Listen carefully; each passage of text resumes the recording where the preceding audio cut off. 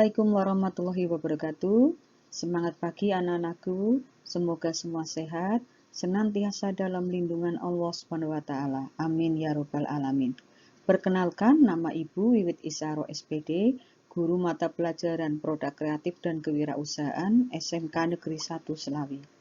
Sebelum mulai pembelajaran, marilah kita berdoa menurut agama dan kepercayaan masing-masing. Berdoa dipersilahkan. Berdoa selesai. Pada hari ini, Ibu akan menjelaskan kompetensi dasar 3.14 menerapkan penjualan hak atas kekayaan intelektual atau HAKI, 4.14 membuat pengajuan dokumen untuk perolehan hak atas kekayaan intelektual atau HAKI. Yang akan Ibu jelaskan pengetahuan kompetensi dasar 3.14 menerapkan penjualan hak atas kekayaan intelektual atau HAKI. Silakan kalian perhatikan dan siapkan buku dan alat tulis. Semangat belajar. Kompetensi dasar 3.14 menerapkan penjualan hak atas kekayaan intelektual atau HAKI. 4.14 membuat pengajuan dokumen untuk perolehan HAKI. Tujuan pembelajaran melalui kegiatan menggali informasi dari sumber belajar, diskusi, observasi, dan tanya jawab, peserta didik dapat menerapkan penjualan hak atas kekayaan intelektual atau HAKI dan dapat membuat pengajuan dokumen untuk perolehan HAKI. Materi hak atas kekayaan intelektual meliputi A. Mengenal hak paten dalam kewirausahaan. B. Hak cipta. C. Ruang lingkup hak atas kekayaan intelektual atau HAKI. HAKI atau hak atas kekayaan intelektual adalah hak eksklusif yang diberikan suatu hukum atau peraturan kepada seseorang atau sekelompok orang atas karya ciptaannya. Pada intinya, HAKI adalah hak untuk menikmati secara ekonomis hasil dari suatu kreativitas intelektual. Objek yang diatur dalam HAKI adalah karya-karya yang timbul atau lahir karena kemampuan intelektual manusia. Setiap hak yang digolongkan ke dalam HAKI harus mendapat kekuatan hukum atas karya atau ciptaannya. Untuk itu diperlukan tujuan penerapan HAKI. Fungsi dan tujuan HAKI. Berikut ini adalah fungsi dan tujuan utama dari diciptakannya HAKI, antara lain 1. Sebagai perlindungan hukum terhadap pencipta yang dipunyai perorangan ataupun kelompok atas jeripayahnya dalam pembuatan hasil cipta karya dengan nilai ekonomis yang terkandung di dalamnya. 2. Mengantisipasi dan juga mencegah terjadinya pelanggaran atas HAKI milik orang lain. 3. Meningkatkan kompetisi, khususnya dalam hal komersialisasi kekayaan intelektual. Karena dengan adanya HAKI akan mendorong para pencipta untuk terus berkarya dan berinovasi dan bisa mendapatkan apresiasi dari masyarakat. 4. Dapat dijadikan bahan pertimbangan untuk menentukan strategi penelitian industri yang ada di Indonesia. Prinsip HAKI. 1. Prinsip ekonomi. HAKI memiliki manfaat serta nilai ekonomi yang dapat memberikan keuntungan terhadap pemilik hak cipta. 2. Prinsip kebudayaan. HAKI meningkatkan pengembangan kebudayaan, baik dari ilmu pengetahuan maupun aspek lainnya dan meningkatkan taraf kehidupan bagi masyarakat. 3. Prinsip keadilan. HAKI memiliki kekuasaan dalam penggunaan hak terhadap karya cipta miliknya dan tidak dapat dimanfaatkan tanpa izin dari pemilik hak cipta. 4. Prinsip sosial. HAKI merupakan suatu kesatuan yang dibuat dengan memikirkan keseimbangan antara kepentingan individu dan juga masyarakat luas. A. Mengenal hak paten dalam kewirausahaan. Hak paten merupakan jenis persetujuan suatu perusahaan atau distributor tunggal dari suatu merek dagang yang memberikan hak eksklusif kepada pihak yang bersangkutan dengan imbalan royalti serta menyesuaikan prosedur operasi standar. 1. Subjek, hak, dan kewajiban pemegang hak paten. A. Subjek paten. Ketentuan mengenai subjek paten diatur dalam pasal 10 Undang-Undang Nomor 14 Tahun 2001 tentang paten. Dinyatakan bahwa yang berhak memperoleh paten adalah investor atau yang menerima lebih lanjut hak investor yang bersangkutan. B. Pemegang hak paten. 1. Memiliki hak eksklusif dalam melaksanakan paten yang dimilikinya, sehingga orang lain dilarang melaksanakannya tanpa persetujuannya. 2. Berhak atas memberikan sebuah lisensi kepada orang lain berdasarkan perjanjian. 3. Berhak untuk melakukan gugatan atas ganti rugi melalui pengadilan negeri setempat kepada siapapun yang dengan sengaja dan tanpa hak melakukan perbuatan yang telah dijelaskan dalam butir 1 di atas. 4. Melakukan tuntutan kepada orang yang dengan sengaja dan tanpa hak melanggar hak pemegang paten dengan dasar melakukan suatu tindakan yang telah dijelaskan dalam butir 1 di atas. C. Kewajiban pemegang hak paten. 1. Harus membayar semua biaya pemeliharaan paten. 2. Melaksanakan paten yang berlaku di wilayah Indonesia, kecuali pelaksanaan paten yang demikian dilakukan secara ekonomi hanya layak dalam skala regional. 2. Syarat-syarat penemuan yang dapat dipatenkan. Berdasarkan pasal 2 ayat 1 Undang-Undang Nomor 14 Tahun 2001 tentang paten, A. Bersifat baru, penemuan yang berbeda dengan penemuan lainnya, dibuktikan dengan mengetahui teknologi tersebut telah diumumkan atau belum. B. Mengandung langkah inventif apabila seorang menemu memiliki keahlian di bidang yang ditekuninya sehingga dapat menghasilkan produk yang tidak diduga sebelumnya. C. Dapat diterapkan di skala industri, maksudnya penemuan tersebut memang dilaksanakan untuk penemuan industri. Nilai kegunaan praktis ini disebabkan oleh bentuk konfigurasi, konstruksi, atau komponennya. 3. Pengalian paten.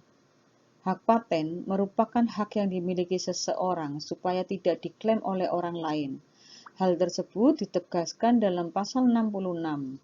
Pasal tersebut menjelaskan bahwa hak paten dapat dialihkan karena beberapa hal berikut. 1. Pewarisan. 2. Hibah. 3. Wasiat. 4. Perjanjian tertulis. 5. Sebab lain yang dibenarkan oleh peraturan perundang-undangan. 4. Pembatalan paten. Pembatalan paten dalam undang-undang ditegaskan bahwa ada 3 macam pembatalan hak paten, yaitu batal demi hukum, batal atas permohonan pemegang paten, dan adanya gugatan. Permohonan pembatalan hak paten dilakukan oleh Dirjen Haki untuk seluruh atau sebagian atas permohonan paten yang diajukan. Untuk pembatalan paten karena gugatan, terjadi sebab adanya gugatan yang diajukan pihak ketiga kepada pemegang paten melalui pengadilan niaga dalam hal paten tersebut sama dengan paten lain yang telah diberikan kepada pihak lain untuk invensi yang sama berdasarkan undang-undang.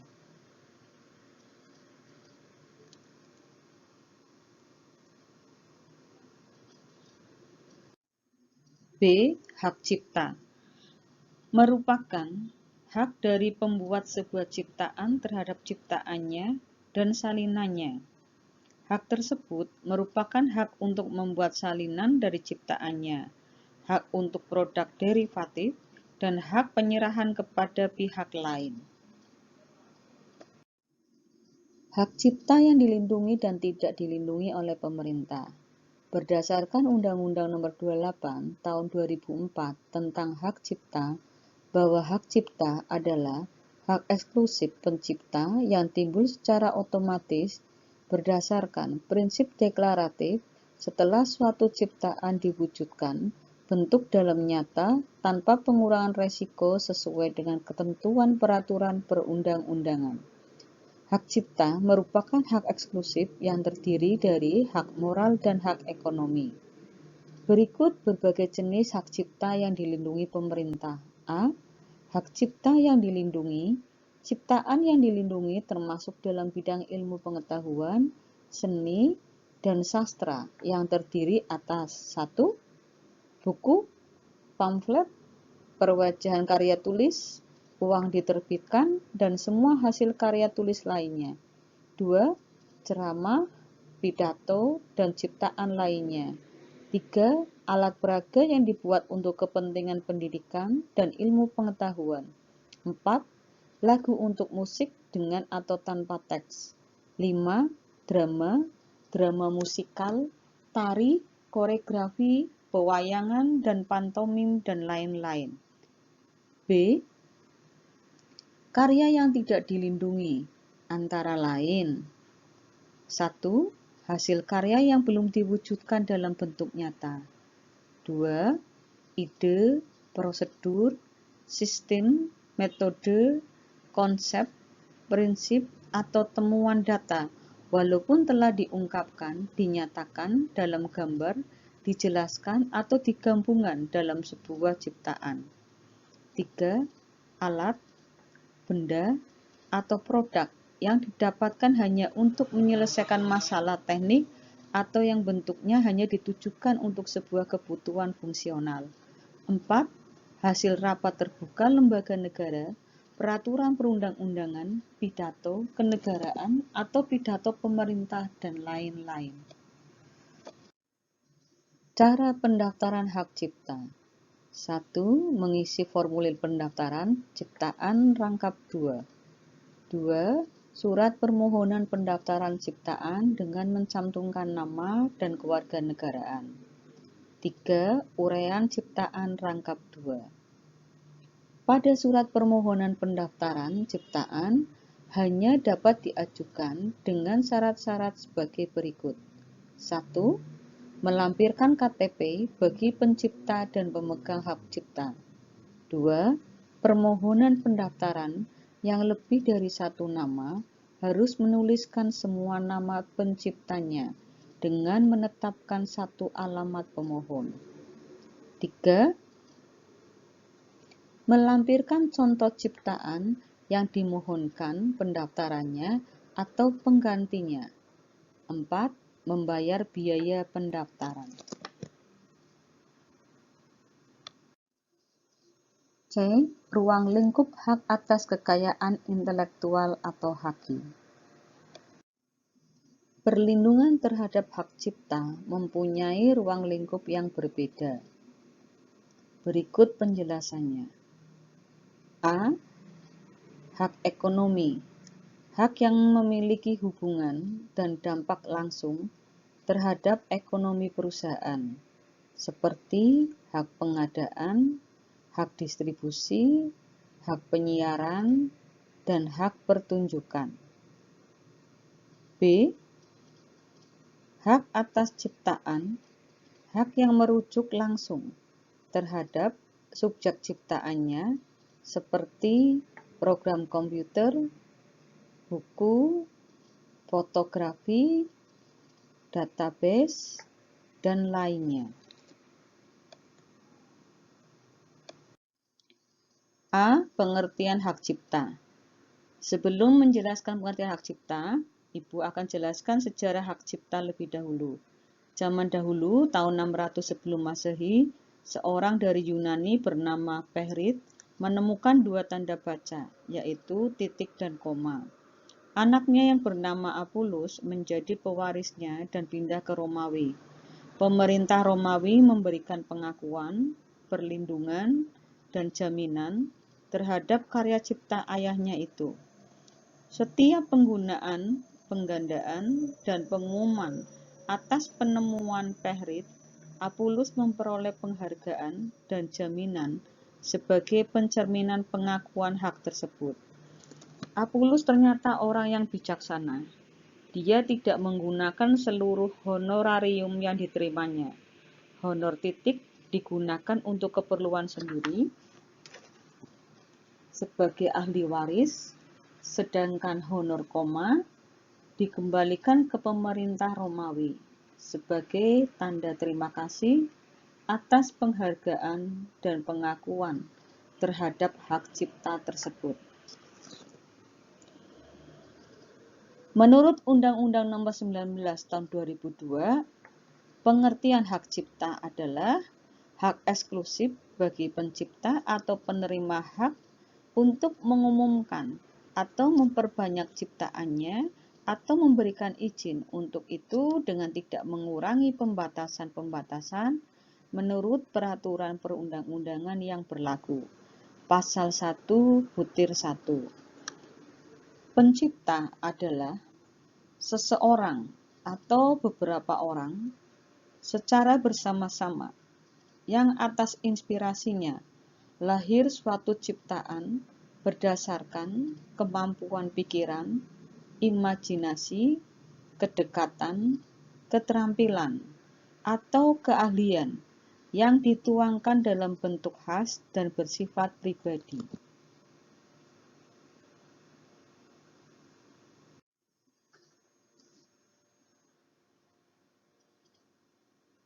B. Kedudukan hak cipta. Mengenai kedudukan hak cipta, sudah ditetapkan pula oleh Undang-Undang Hak Cipta bahwa hak cipta dianggap sebagai benda bergerak. Pasal 3 ayat 1. Sebagai benda bergerak, hak cipta dapat beralih atau dialihkan, baik seluruhnya maupun sebagian, karena hal-hal berikut. 1. Pewarisan. 2. Hibah. 3. Wasiat. 4. Dijadikan milik negara. 5. Perjanjian. Khusus mengenai perjanjian, pasal 3 ayat 2 mensyaratkan harus dilakukan dengan akta, dengan ketentuan bahwa perjanjian itu hanya mengenai wewenang yang disebut di dalam akta tersebut. Pentingnya akta perjanjian adalah tidak lain dimaksudkan untuk memudahkan pembuktian peralihan hak cipta apabila terjadi persengketaan di kemudian hari.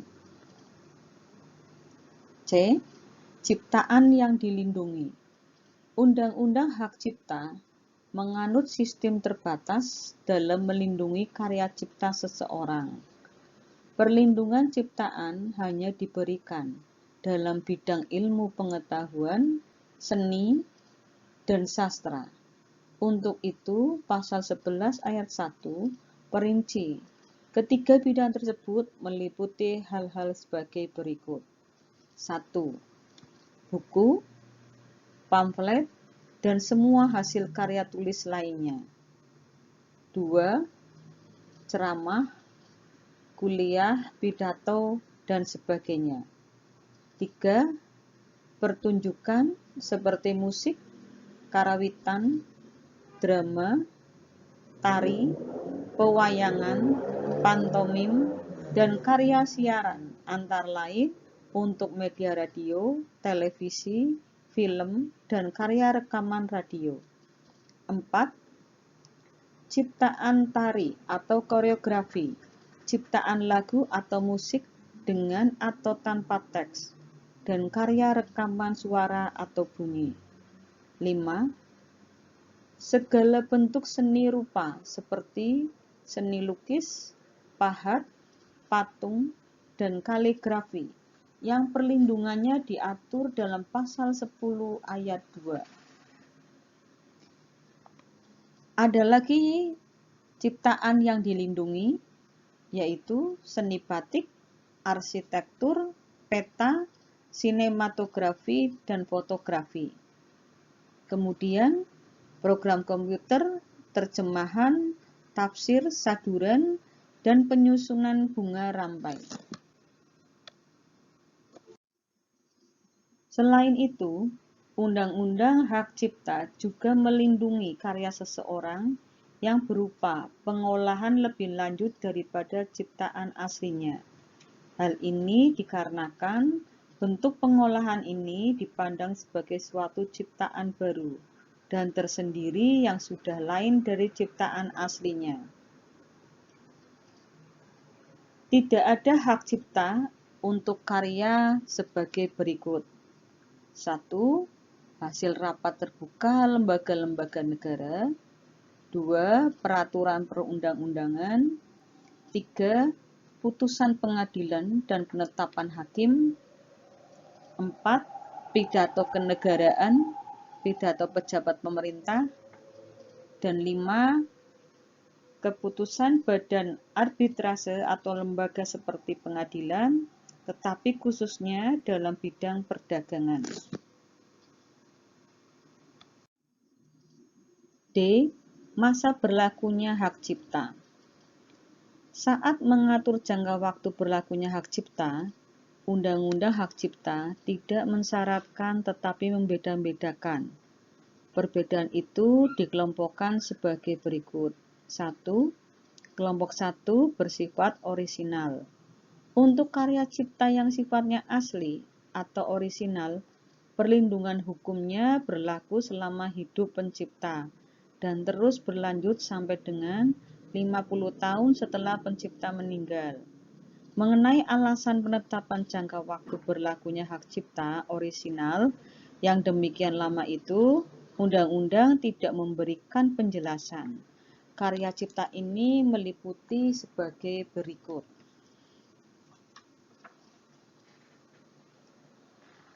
A. Buku, pamflet, dan semua hasil karya tulis lainnya. B. Ciptaan tari atau koreografi. C. Segala bentuk seni rupa seperti seni lukis, pahat, patung, dan batik. D. Ciptaan lagu atau musik dengan atau tanpa teks. 2. Kelompok 2 bersifat derivatif. Perlindungan hukum atas karya cipta yang bersifat tiruan atau derivatif berlaku selama 50 tahun yang meliputi hak cipta sebagai berikut. A. Karya pertunjukan seperti musik, karawitan, drama, tari, pewayangan, pantomim, dan karya siaran antara lain untuk media radio, televisi, film, dan karya rekaman radio. B. Ceramah, kuliah, pidato, dan sebagainya. C. Karya sinematografi, rekaman suara atau bunyi, terjemahan, dan tafsir. 3. Kelompok 3 pengaruh waktu. Karya cipta yang kualitasnya tidak begitu tahan, perlindungan hukumnya berlaku selama 25 tahun, meliputi hak cipta atau ciptaan berikut. A. Karya fotografi. B. Program komputer atau komputer program. Dan C. Saduran dan penyusunan bunga rampai.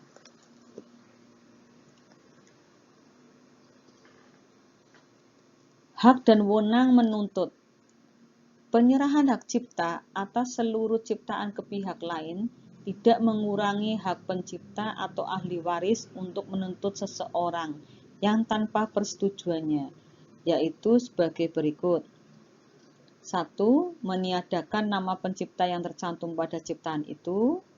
2. Mencantumkan nama pencipta pada ciptaannya. 3. Mengganti atau mengubah judul ciptaan. 4. Mengubah isi ciptaan. 2. Hak kekayaan industri atau industrial property right. Hak kekayaan industri meliputi A. Paten, B. Merek, C. Rancangan, D. Rahasia dagang, E. Indikasi geografi, F. Desain tata letak sirkuit terpadu, G. Perlindungan varietas tanaman. 3. Sifat dan dasar hukum hak atas kekayaan intelektual atau HAKI. Hukum yang mengatur HAKI bersifat teritorial. Pendaftaran ataupun penegakan HAKI harus dilakukan secara terpisah di masing-masing yurisdiksi bersangkutan. HAKI yang dilindungi di Indonesia adalah HAKI yang sudah didaftarkan di Indonesia. Dasar hukum HAKI antara lain sebagai berikut. A. Perjanjian internasional. Berikut yang termasuk dalam perjanjian internasional. 1. Bern Convention tahun 1883 tentang hak cipta. 2. Paris Convention tahun 1886 tentang paten, merek dagang, dan desain industri. 3. Perjanjian TRIPS WTO tahun 1994. 4. Konvensi lainnya yang berkaitan dengan teknis antara lain WCT, WPPT, Madrid Protokol, dan WCT. B. Undang-undang nasional. Berikut yang termasuk dalam undang-undang nasional. 1. Undang-Undang Nomor 30 Tahun 2000 tentang rahasia dagang. 2. Undang-Undang Nomor 31 Tahun 2000 tentang desain industri. 3. Undang-Undang Nomor 32 Tahun 2000 tentang desain tata letak sirkuit terpadu. 4. Undang-Undang Nomor 14 Tahun 2001 tentang paten. 5. Undang-Undang Nomor 15 Tahun 2001 tentang merek. Dan 6. Undang-Undang Nomor 19 Tahun 2002 tentang hak cipta. Hak atas kekayaan intelektual atau HAKI memegang peranan penting dalam pertumbuhan ekonomi saat ini. Pada hasil kajian WIPO dinyatakan pula bahwa HAKI memperkaya kehidupan seseorang, masa depan suatu bangsa, secara material, budaya, dan sosial.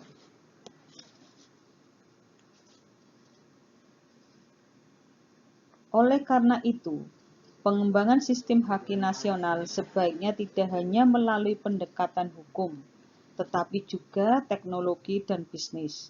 Dan sistem perlindungan yang baik terhadap HAKI dapat menunjang pembangunan ekonomi masyarakat yang menerapkan sistem tersebut.